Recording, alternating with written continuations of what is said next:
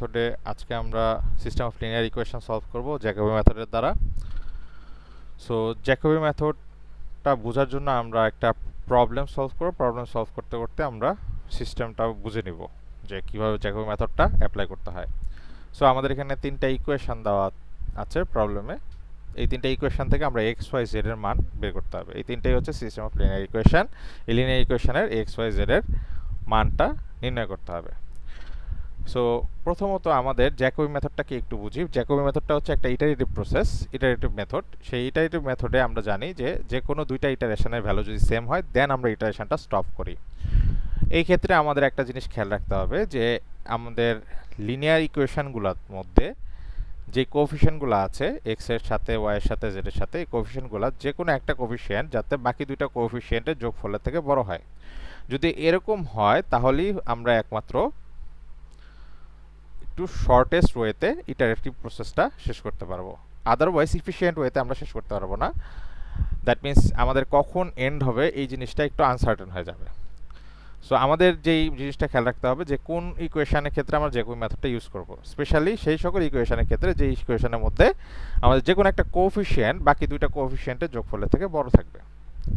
তাহলে আমাদের যে ইকুয়েশন তিনটা দেওয়া আছে, ইকুয়েশন তিনটার মধ্যে আমরা দেখতে পাচ্ছি যে আমাদের এক্স এর ভ্যালু বাকি দুইটার কোএফিশিয়েন্টের যোগফলের থেকে বড় আছে, ওয়াই এর কোএফিশিয়েন্ট বাকি দুইটা কোএফিশিয়েন্ট 2 এবং 6 এটা যোগ করলে 15 থেকে ছোট আসবে, দেন জেড এর কোএফিশিয়েন্ট এক্স এবং ওয়াই এর কোএফিশিয়েন্ট থেকে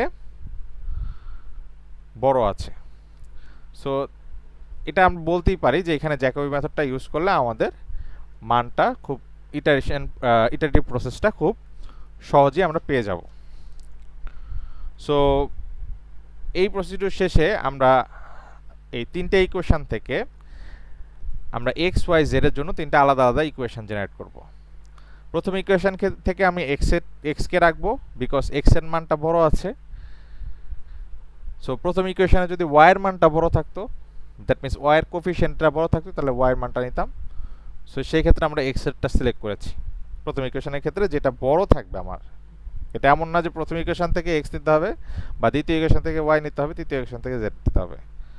প্রথম ইকুয়েশনে যেই কোএফিশিয়েন্টটা বড় আছে ওইটাকে রেখে বাদ বাকি সব ভ্যারিয়েবলগুলো ডান দিকে শিফট করে দিব।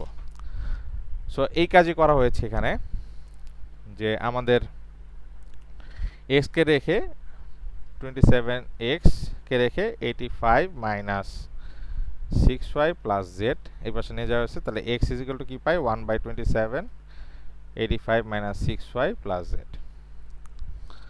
ওকে, দেন সেম ভাবে সেকেন্ড ইকুয়েশনে আমরা দেখতে পাচ্ছি y এর মানটা বড় আছে, তাহলে y রেখে বাকিগুলা ডান দিকে দিয়ে দেওয়া হয়েছে এবং 1/y is equal two y এর জন্য একটা ইকুয়েশন জেনারেট করা হয়েছে, জেড এর জন্য আরেকটা ইকুয়েশন জেনারেট করা হয়েছে। আমরা ইটারেশনে এই তিনটা ইকুয়েশনই ইউজ করব ভ্যালু ক্যালকুলেশনের জন্য। তো ফার্স্ট ইটারেশনে যাই।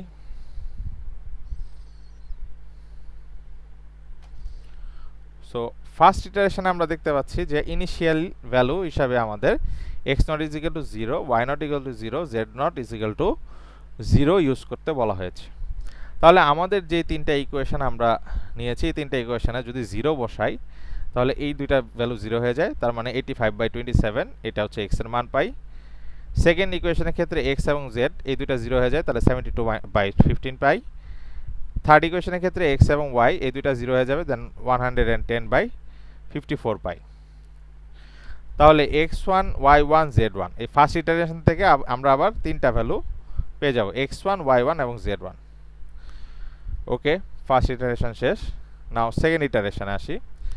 সেকেন্ড ইটারেশনের ক্ষেত্রে আমরা x1 y1 z1 যে ভ্যালুটা একটু প্রিভিয়াস ইটারেশনে পেয়েছি সেই ভ্যালুটা ইউজ করব, এবং আমাদের যে সমীকরণটা ছিল যে এক্স ওয়াই জেড এর জন্য আমরা যেটা বের করেছিলাম সেই ইকুয়েশনের মধ্যে আমরা x1 y1 এবং z1 এর মানটা বসিয়ে নেব। বসিয়ে আবার আমরা সেকেন্ড ইটারেশনের জন্য x2 y2 z2 এর মান ক্যালকুলেট করব। তাহলে x2 y2 z2 এর মান আমরা পেয়ে গেলাম। এখন আসি থার্ড ইটারেশনে। থার্ড ইটারেশনের ক্ষেত্রে আমরা ইউজ করব কি x2 y2 এবং z2 এর মান ইউজ করব to calculate x3 y3 and z3। তাহলে আমাদের এখানে সিম্পল, আমরা ওই ইকুয়েশনটাই ইউজ করব, আবার ভ্যালুগুলো বসাবো, প্রিভিয়াস ইটারেশনের ভ্যালুটা বসাবো, বসিয়ে x3 y3 এবং z3 ক্যালকুলেট করব। অ্যাগেইন আমরা ফোর্থ ইটারেশনে যাই। ফোর্থ ইটারেশনে আমরা ইউজ করব কি, থার্ড ইটারেশনের ভ্যালুগুলো ইউজ করব। তাহলে থার্ড ইটারেশনের ভ্যালুগুলো কি কি, x3 y3 এবং z3, এই তিনটা ভ্যালু ইউজ করে x4 y4 এবং z4 এর মানটা বের করব। দেন আমরা ফিফথ ইটারেশনে যাই। ফিফথ ইটারেশনে আমরা ইউজ করব হচ্ছে ফোর্থ ইটারেশনের value x4 y4 z4 to calculate x5 y5 and z5। Okay, so আমরা কতক্ষণ ইটারেশনটা করব, যতক্ষণ দুইটা ইটারেশনের x y এবং z এর ভ্যালু সিমিলার না হয়, সেম না হয়। তাহলে এখন আমাদের সেম হয়নি, আমরা ইটারেশন 6 এ যাব। 6 এ ইউজ করব কি, x5 y5 z5 ইউজ করে আমরা তিনটা মান পাবো। এটা হচ্ছে আমাদের ইটারেশন 6। তাহলে এই তিনটা মান পেলাম। এবারে আসি ইটারেশন 7। সো ইটারেশন 7 এসে আমরা ইউজ করব হচ্ছে প্রিভিয়াস ইটারেশনের value x6 y6 and z6 to calculate x7 y7 and z7। তো আমরা দেখতে পাচ্ছি যে তিনটা মানই কি প্রিভিয়াস ইটারেশনের মানে সমান, যেমন x6 y6 এন্ড z6 এর সমান। দ্যাট মিন্স আমরা ইটারেশন 7 এসে স্টপ করব। তার মানে আমাদের 6 এবং 7 iteration are same, so we can stop. তাহলে আমাদের যেই দুইটা ইটারেশন সেম আসছে, সেই দুইটা ইটারেশনের ভ্যালু x y z এর ভ্যালুটাই হচ্ছে আমাদের ডিজায়ার্ড ইকুয়েশনের জন্য সলিউশন। আমাদের যে ইকুয়েশন দেওয়া ছিল সেই ইকুয়েশনের ডিজায়ার্ড সলিউশন হচ্ছে x = 4.42, y = 3.57, z = 1.92। So just খালি ক্যালকুলেশন করে ইটারেশনের ভ্যালুগুলো একটু ঠিক মতো বের করে নিতে হবে, এবং দুইটা ইটারেশন যখন সমান হবে তখন x y z এর মানটা আমরা লিখে দেবো। Thank you.